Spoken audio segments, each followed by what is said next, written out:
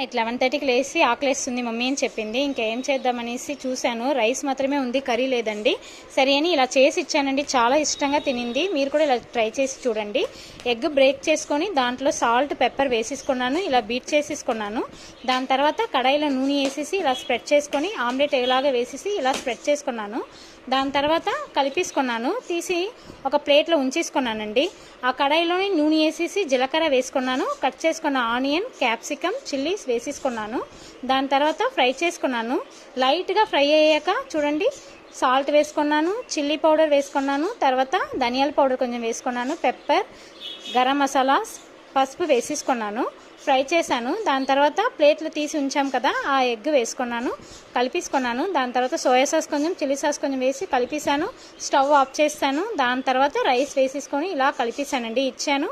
చాలా బాగుంది mummy taste అని తినింది. చాలా హ్యాపీ అయిందండి.